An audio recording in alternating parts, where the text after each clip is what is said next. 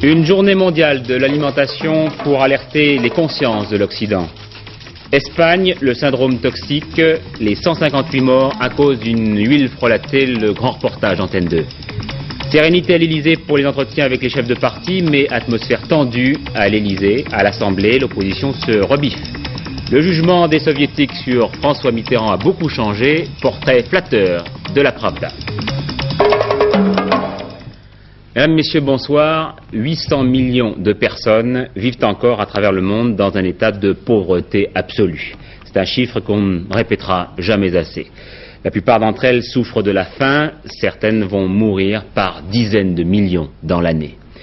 Et le monde bien nourri baisse les bras ou bien une fois par an tient un colloque pour alerter les consciences. C'est ce qu'a fait aujourd'hui l'Organisation des Nations Unies pour l'alimentation, la FAO, en organisant une journée mondiale à Rome. Tous ont envoyé des télégrammes au siège de la FAO, le pape, François Mitterrand, les Africains bien sûr, mais aussi les Vietnamiens, ceux qui étaient plus inattendus.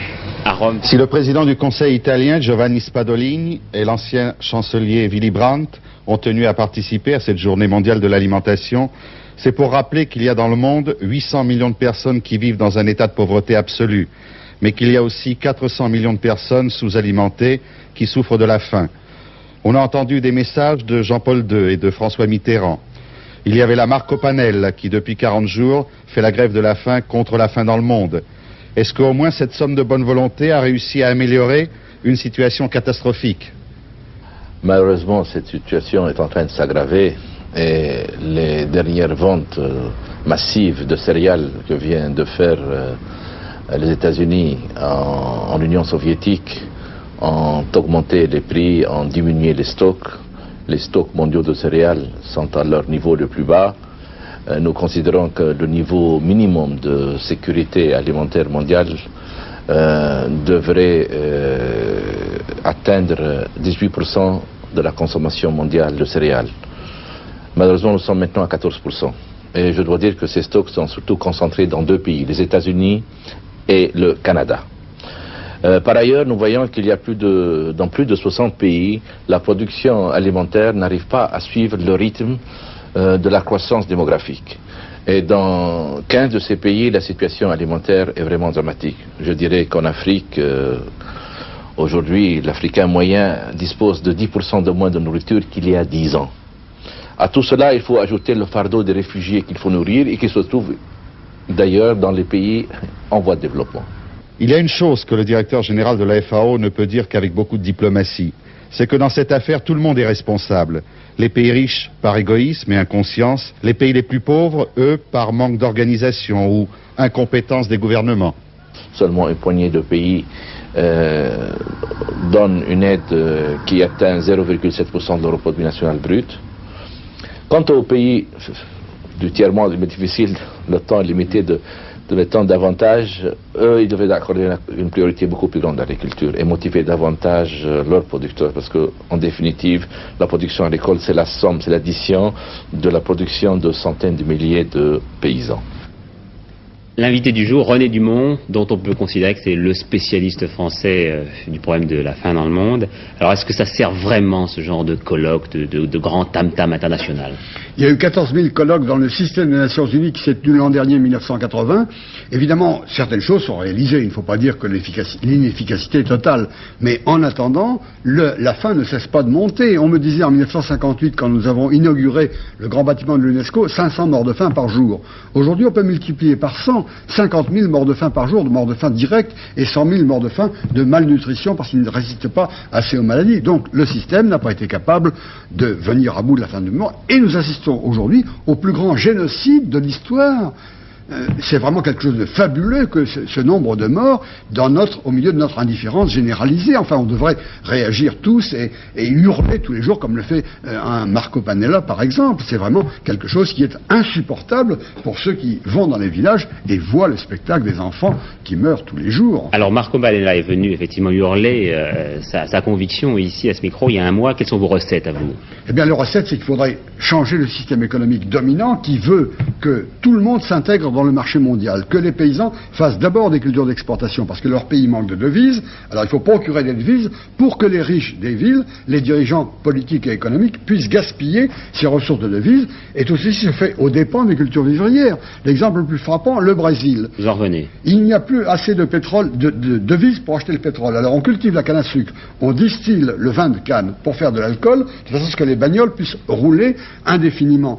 C'est-à-dire que la canne à sucre prend les meilleures terres qui étaient autrefois réservées aux cultures vivrières, de façon à ce qu'on nourrisse les moteurs qui sont beaucoup plus gourmands que les hommes. Au Brésil, les évêques viennent de nous dire, il y a 15 ans, en 64, quand les militaires ont pris le pouvoir, l'écart entre les 5% riches et les 40% pauvres était de 17 à 1, il est aujourd'hui de 33 à 1.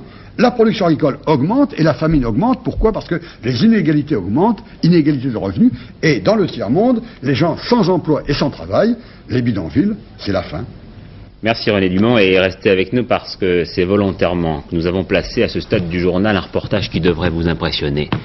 Il illustre crûment les contradictions de notre monde. C'est une enquête accusatrice de Denise Brouwer et de Gilles Deblair sur la fameuse pneumonie toxique en Espagne que l'on appelle désormais syndrome toxique. Une maladie qui a fait, il y a 2 heures, une 158e victime, une jeune fille qui avait, elle aussi, consommé de l'huile frelatée. Alors cette huile a une histoire scandaleuse. C'est de l'huile de colza vendue par les Français aux Espagnols, mais dans des conditions très précises. Elle était dénaturalisée et destinée à la sidérurgie. Et pour ce faire, on l'avait même bleuie. Et bien des escrocs se sont emparés du stock, ont remodifié l'huile et l'ont vendue porte à porte par un réseau de distribution qui échappe à tout contrôle officiel. Le résultat, il est dans ce reportage. Très dur.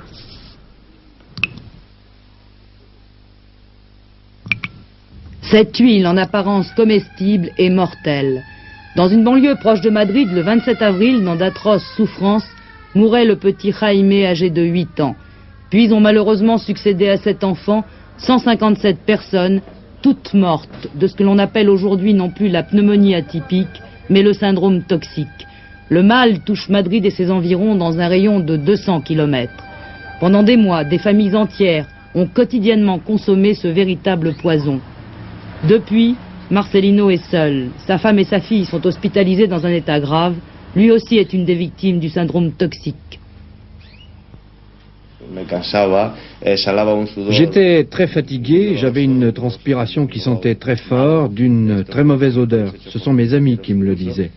Pendant 7 jours, j'étais au plus bas. J'ai eu une attaque cardiaque avec 140 pulsations minutes, beaucoup de fatigue, beaucoup de douleurs intermittentes, et tout ça pendant 1 semaine.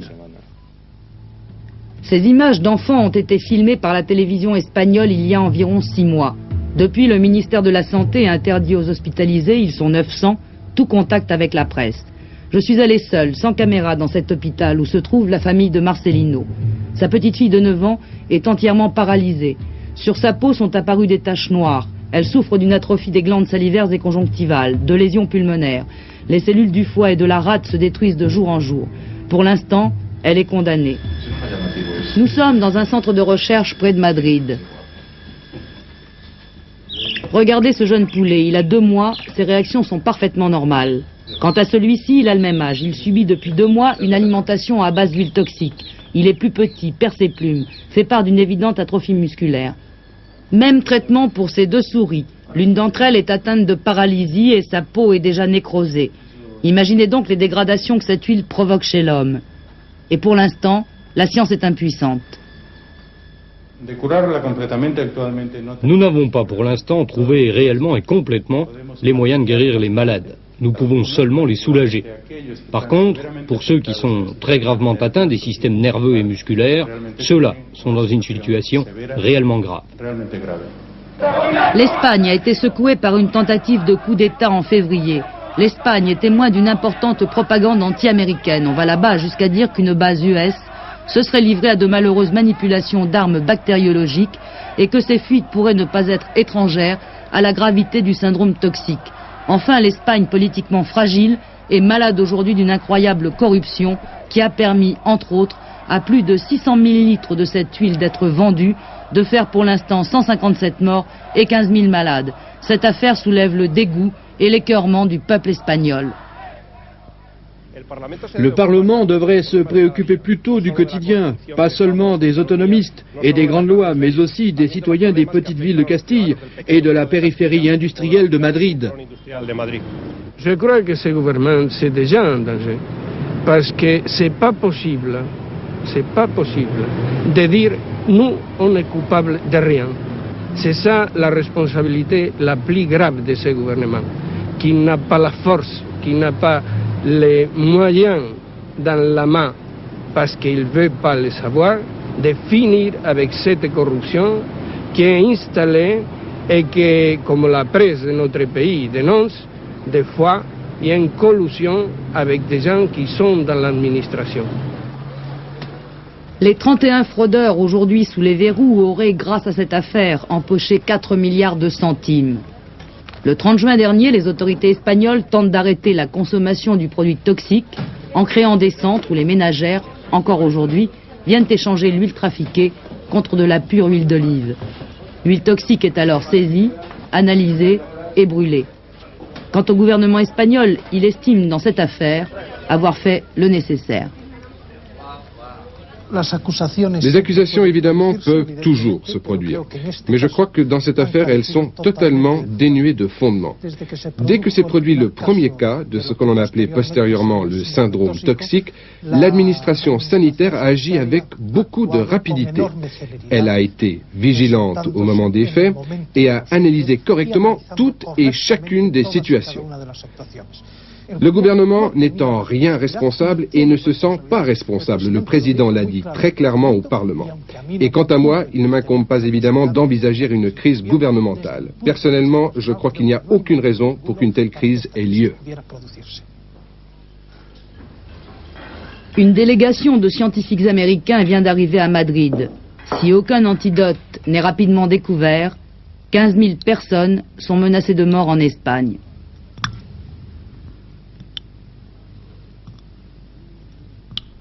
Oui, le bilan, donc, je vous le rappelle, 158 morts depuis le 1er mai, 800 personnes actuellement hospitalisées et Denise Boer nous le rappelait, 15 000 autres sous traitement.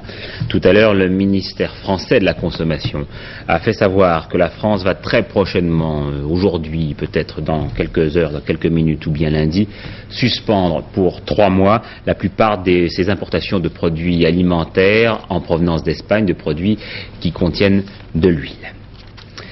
L'actualité politique en France navigue entre le chaud et le froid. Le froid, c'est une mauvaise ambiance à l'Assemblée dans le débat sur les nationalisations. Le chaud, une manière de normalisation des rapports entre les partis politiques et l'Élysée. Certains diront une banalisation. Les 4 grands étaient aujourd'hui successivement chez François Mitterrand. Bernard Padino.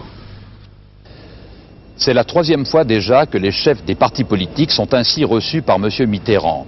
Le 25 mai dernier, c'était 4 jours après l'installation officielle à l'Élysée.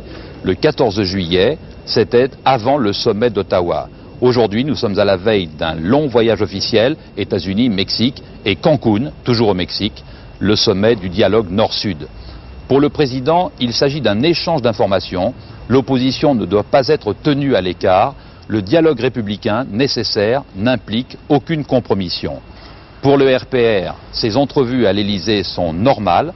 Pour l'UDF, chacun joue son rôle et l'opposition doit faire entendre sa voix.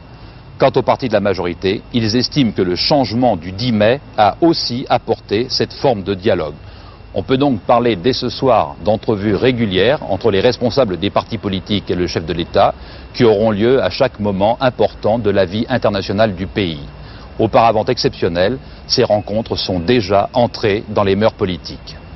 En revanche, à l'Assemblée, les relations majorité-opposition sont envenimées à cause du débat sur les nationalisations. Le secrétaire d'État, Jean Le Garec, a fait savoir aujourd'hui que le gouvernement userait de tous les moyens constitutionnels pour que le débat ne s'enlise pas. Et après les escarmouches de cette nuit, eh bien, il semble que les choses s'apaisent. Daniel Brem. Surprise cet après-midi, plus de pugilat verbal, le vocabulaire était redevenu celui des gens bien élevés. Du coup, la température avait baissé. L'arme de la question de confiance, brandie hier par le Premier ministre, a permis une très légère accélération du débat. L'opposition a retiré 75 amendements à l'article 1er, un réel progrès car hier on faisait du 6 amendements à l'heure. Mais de part et d'autre, la main sur le cœur, à travers conférences de presse et déclarations, on s'accuse d'hypocrisie, d'intolérance et surtout de fausser le débat. Sur le fond, le dialogue de sourds se poursuit entre la gauche et la droite.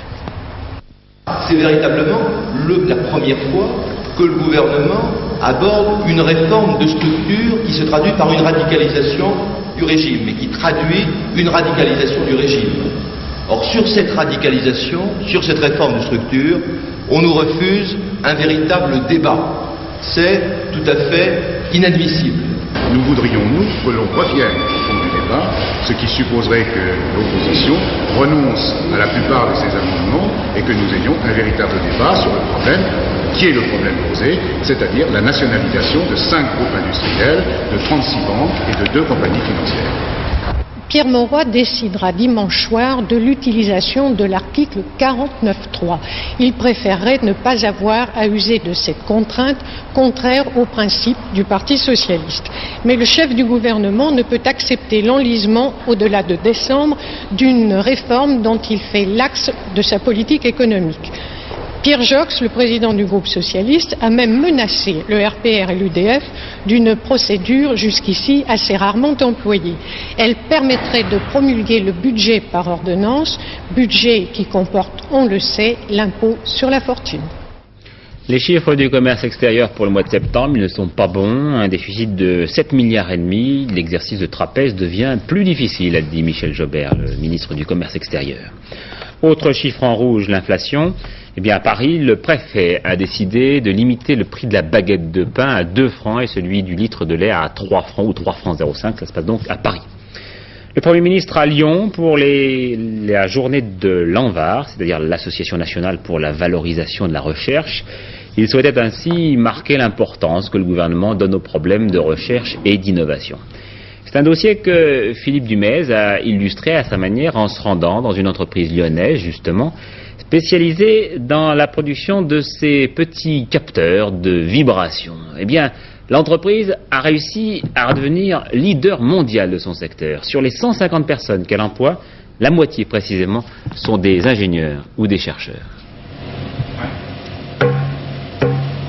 Étudier les vibrations des cordes d'une raquette de tennis, cela ne fait pas très sérieux, mais c'est très important pour le fabricant qui veut prouver que ses boyaux ont une qualité supérieure au fil de nylon. Pouvoir détecter une fuite n'importe où et avec précision, c'est aussi possible sans rien casser en jouant seulement sur la différence d'intensité des vibrations aux 2 bouts d'un tuyau. On peut également travailler pour éliminer les vibrations qui sont vraiment pénibles dans certains cas ou carrément nuisibles. En période de crise commerciale, on est aussi amené à faire des machines avec peu de matières premières, mais aussi avec un rendement meilleur. Cela entraîne bruit et vibrations qu'il faut éliminer. Le promoteur de cette technique de pointe, de cette innovation, n'a pas eu trop de problèmes pour installer son usine, mais il en a eu pour se faire connaître en France. N'ayons pas peur de dire des noms, ce fut le cas de Renault. Pour éliminer les bruits provoqués par les vibrations de certaines de ces automobiles, la régie a attendu que les Japonais utilisent les techniques de cette usine de Lyon pour prendre cette innovation en compte. Ce n'est pas le seul problème des innovateurs d'ailleurs. Je crois qu'une des raisons fondamentales, c'est qu'on voit dans la recherche une projection pour du long terme dans l'entreprise, alors que finalement on est assailli par des problèmes court terme, la plupart du temps des problèmes financiers. On ne pense donc plus au long terme, et dans ces conditions, il en est d'autres, dans d'autres contextes et dans d'autres environnements qui prennent la place, et lorsqu'on se réveille, eh bien, la place est prise. D'autres domaines industriels, comme la recherche pétrolière en mer, montrent notre capacité d'innovation, mais si on n'est pas capable de mettre rapidement en œuvre nos recherches, les Américains ou les Japonais, eux, le feront et prendront le marché. Qui, en France, par exemple, sait que notre industriel de Lyon a mis au point un système de sécurité unique au monde pour détecter, avec ses capteurs de vibration, les corps étrangers qui se baladeraient dans le cœur des réacteurs nucléaires. EDF, bien sûr, mais cette technique pourrait être utilisée dans bien d'autres domaines. C'est encore ici que l'on a étudié les fameuses vibrations qui ont entraîné la catastrophe du 2e vol d'Ariane. Si la fusée européenne fonctionne bien maintenant, c'est en partie grâce à notre innovateur en vibration. Un peu particulier comme secteur peut-être, mais les possibilités d'innover ne manquent pas dans de nombreuses activités.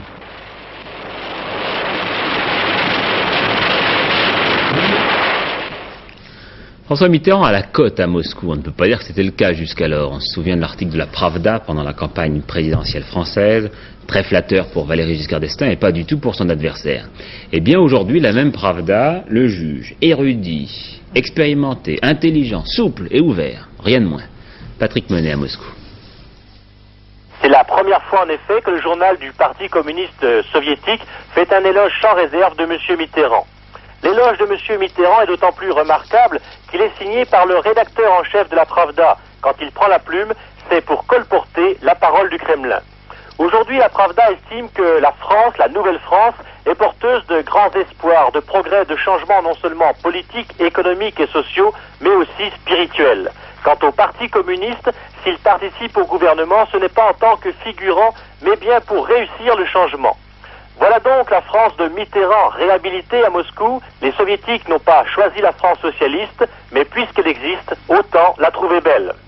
Et voilà donc aussi tout d'un coup le président de la République française paré de toutes les qualités par les soviétiques. Mais l'éloge fait par le journal La Pravda est assez surprenant dans la mesure où, avant le 10 mai, le Kremlin donnait Valéry Giscard d'Estaing gagnant et ne cessait pas, toujours par l'intermédiaire de La Pravda, d'accuser François Mitterrand de tous les maux, notamment d'atlantisme. Donc, d'une certaine façon, les soviétiques ont décidé aujourd'hui de changer de ton à l'égard du socialisme à la française. Et ce sont bien sûr des considérations d'ordre pragmatique qui poussent aujourd'hui le Kremlin à ce revirement. Un revirement d'autant plus étonnant quand on sait, surtout quand les soviétiques savent parfaitement, que M. François Mitterrand ne changera pas de position sur l'essentiel du différend actuel avec eux, l'Afghanistan. Enfin, coïncidence qui n'est peut-être pas fortuite, cet article de la Pravda paraît à quelques heures à peine d'une rencontre entre le président de la République française et Ronald Reagan, une façon de faire savoir au chef de l'État français qu'il est aussi considéré par Moscou comme un interlocuteur de premier plan. Et en Pologne, Stanislas Kania, le premier secrétaire du parti au pouvoir, envisage la suspension temporaire du droit de grève. Ceci alors que s'est ouvert à Varsovie le 4e plénum du comité central du Parti ouvrier unifié, qui a exclu par ailleurs le président de l'Union des journalistes. Et puis pendant ce temps, les contingents de l'armée de terre qui devaient terminer leur service militaire cet automne, eh bien, seront maintenus sous les drapeaux pour une période supplémentaire de 2 mois.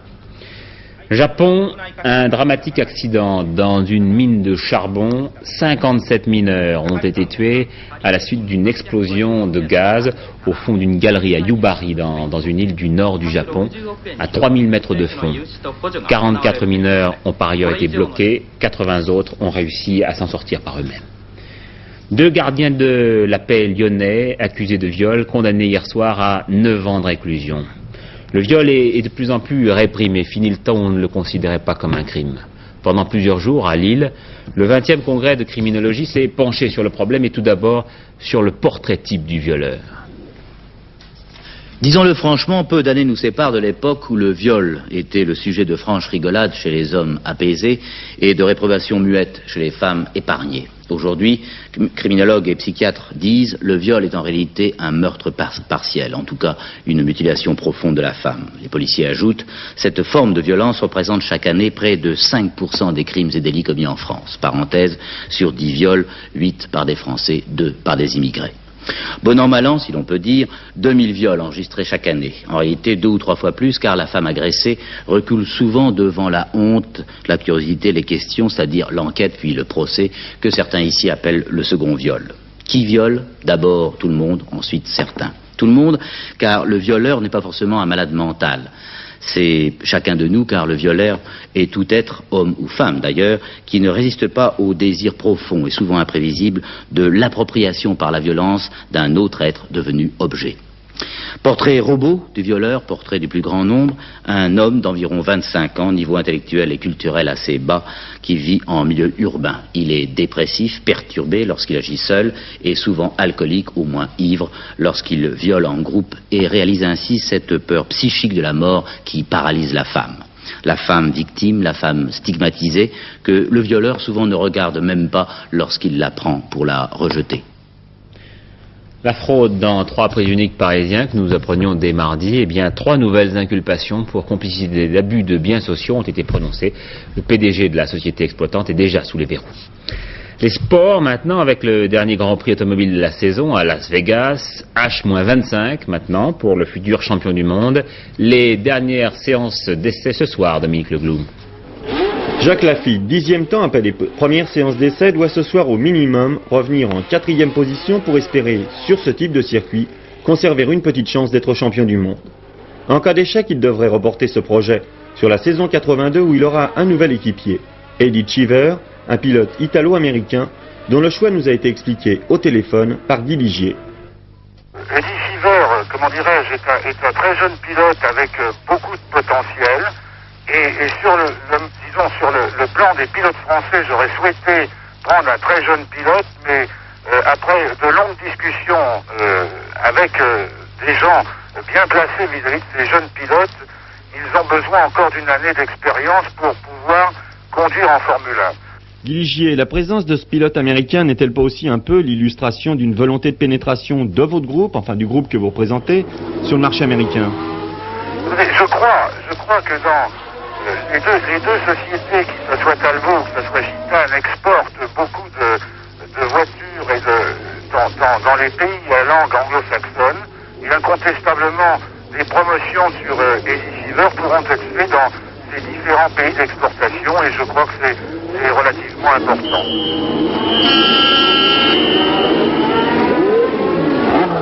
Voilà, et puis au championnat du monde d'échecs, cette fois, Korchnoi a enfin gagné une partie. Le champion du monde en titre, Anatoly Karpov, a abandonné tout à l'heure la 6e partie. Il mène quand même toujours devant Korchnoi, mais par 3-1 pour l'instant. Voilà, avec Alain Gillot-Pétret, maintenant, la météo. Et la météo de samedi médiocre, incertain, à l'exception des côtes de la Méditerranée. Aujourd'hui, à 13h, voici les extrêmes relevés par la météorologie nationale. Le minimum, c'était à Villacoublay. Non, en un seul mot, Villacoublay, pas en deux. 9 degrés, le maximum, c'était à Pau, 24 degrés, ce qui fait quand même 15 degrés de différence. La prévision pour demain, donc, demain samedi, sur les Alpes et le midi méditerranéen, pas de problème, là, il fera beau. Doux, voire chaud, mais oui. Ailleurs, vous le voyez, beaucoup de nuages avec une zone de pluie qui progressivement partira des Charentes pour aller jusqu'au bassin parisien, puis au nord. Dimanche, ça s'améliorera un petit peu, cette zone de pluie se décalera vers le sud-est, mais ça s'améliorera sur les côtes atlantiques. La prévision de température maintenant pour demain, région par région. 10 degrés l'après-midi à Lille, c'est le minimum prévu, et Marseille 23, c'est le maximum. À noter tout de même que pour les régions de Lille, Cherbourg, Paris, Nantes, Reims et Issoudun et Bourges, les températures l'après-midi seront peut-être plus hautes à cause de la pluie ou grâce à la pluie, selon, c'est comme vous voudrez. Enfin, notre éphéméride pour demain, samedi 17 octobre, le soleil se lèvera à 7h15, il se couchera à 17h56, encore 3 minutes de soleil de moins, et la fête des Baudouins. Voilà, et puis un rappel des titres de ce journal. La faim dans le monde, une journée mondiale pour réveiller l'opinion. François Mitterrand a condamné l'arme alimentaire. Les chefs des 4 grands partis à l'Élysée, mais à l'Assemblée, rapport tendu entre majorité et opposition. Les chiffres du commerce extérieur, eh bien le mois dernier, un lourd déficit de 7,5 milliards. Enfin, le numéro 1 polonais Stanislas Kania envisage la suspension temporaire du droit de grève. Votre prochain journal est vers 23h, il sera présenté par Hervé Claude, et puis on aura le plaisir de vous retrouver demain à 20h. Bonsoir à tous.